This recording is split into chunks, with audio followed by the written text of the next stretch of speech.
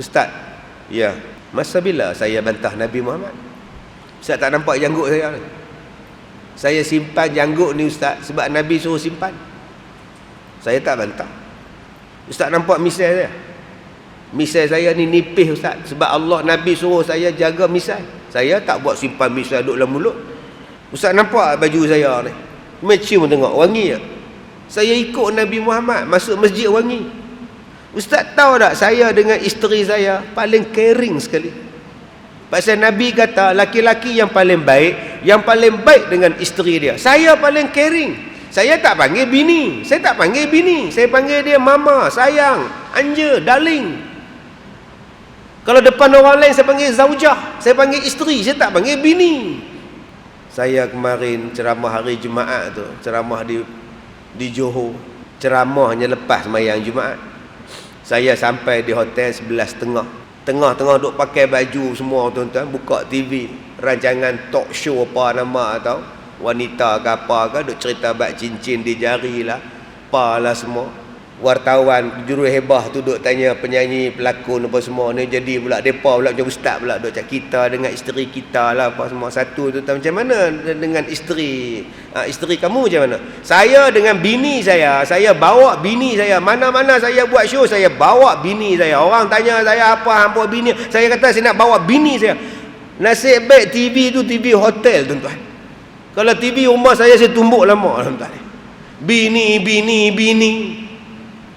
Hang tak boleh panggil isteri, lebih lembut, sopan. Panggillah dengan panggilan yang menghormati. Nabi suruh, Allah suruh.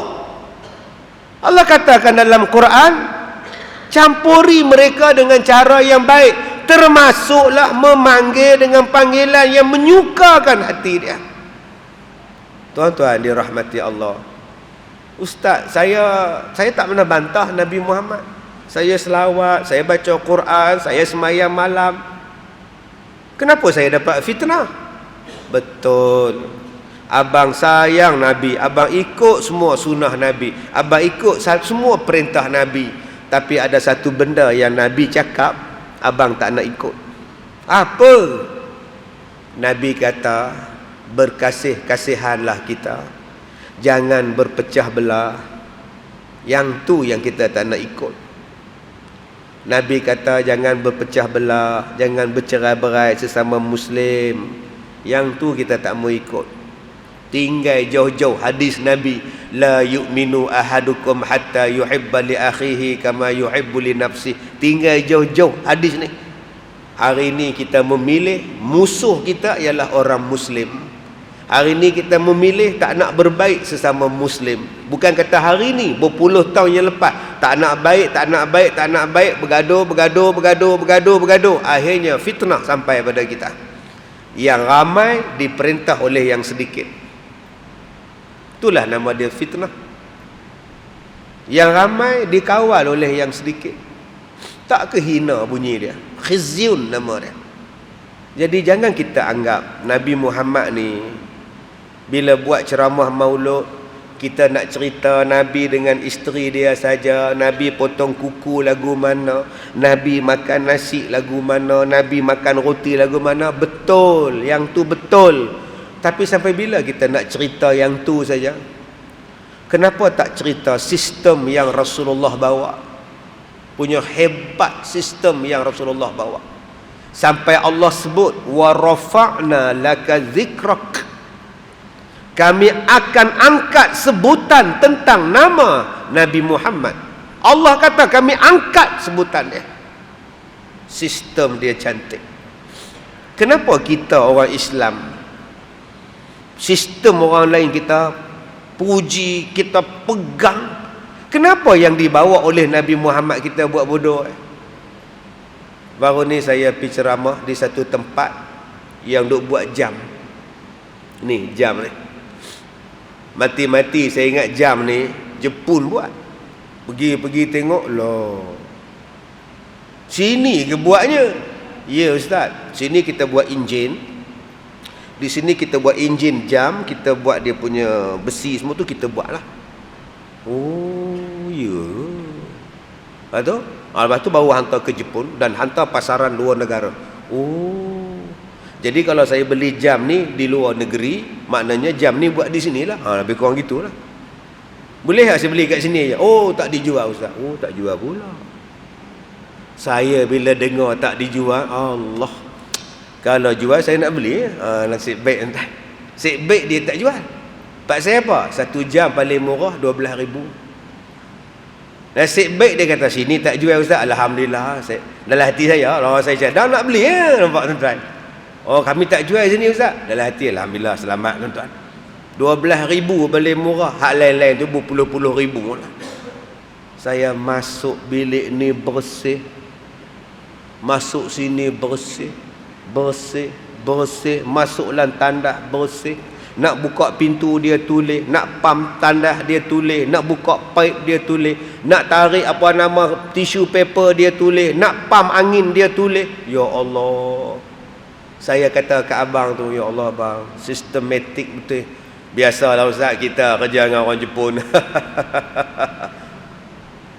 Kita pun terikut cakap dia orang lah kan. Oi. Cuba kita ubah. Yang Nabi Muhammad bawa sistem lagi cantik daripada itu.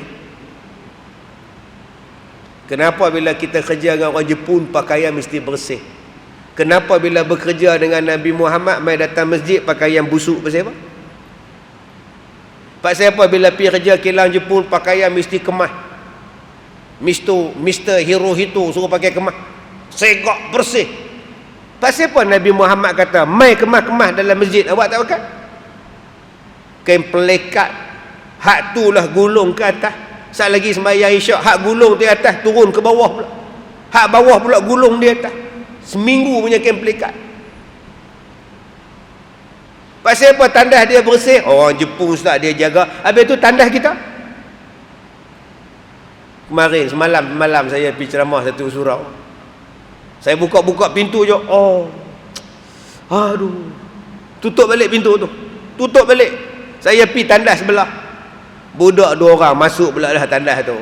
Oi, banyaknya tai. Tu, oi, bising gaduh tuan-tuan. Aku dah kunci apa pergi masuk pula dah. Saya tak sempat nak pergi tembak tuan-tuan. Saya pantang tengok tandas kosong. Pasal dia tak tahan dah pergi selesai saya punya dulu. Saat lagi saya cadang, saya nak main tembak. Perangai saya memang macam tu. Tengok tak ada nak tembak, budak tu tembak. Dua beradik duk bising gaduh. Dia keluar, ayah dia tunggu. Ayo, banyak tai dalam jamban. Betul? Pijak orang, betul? Dah basuh dah, banyak tai. Astaghfirullahalazim. Nabi Muhammad tak ajak ke cara jaga jamban? Apa Jepun saja ajak? Yang hak Nabi duk ajak ni lebih baik daripada segala-galanya. Yang ni yang kita kena ubah tuan-tuan. Kita duk bayang Nabi Muhammad ni makan lekeh-lekeh. Kalau Nabi Muhammad ni makan lekeh-lekeh, tuan-tuan jumpa ada ayat dalam Quran, ya ayyuhar rusul kulu minat tayyibat. Wahai para rasul, makanlah kamu makanan yang baik-baik. Manusia yang paling taat kepada Allah ialah Nabi Muhammad paling taat. Allah perintah pada Nabi Muhammad makan yang baik-baik. Takkan kita nak kata Nabi Muhammad makan lekeh-lekeh? Sampai bila ustaz-ustaz ni nak kata Nabi Muhammad pun makan roti keras, roti kasak tu, syair hak kasak tu. Boleh tak tuan-tuan ubah balik? Nabi Muhammad makan makanan fiber. Yang kasak tu nama dia fiber.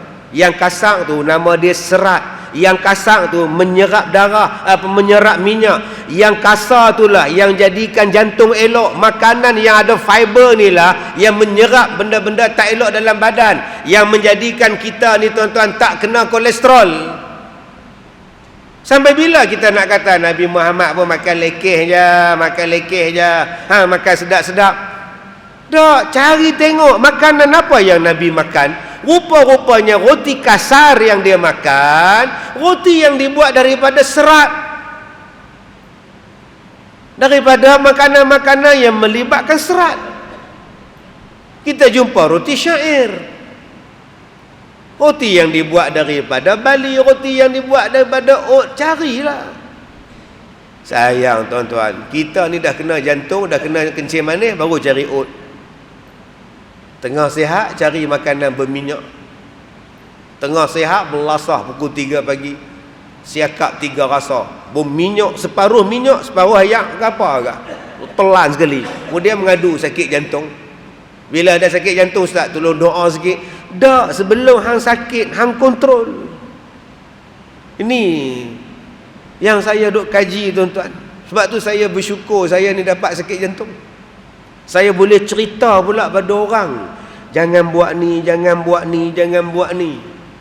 Habis tu Ustaz makan kan benda-benda tu? Saya tak makan.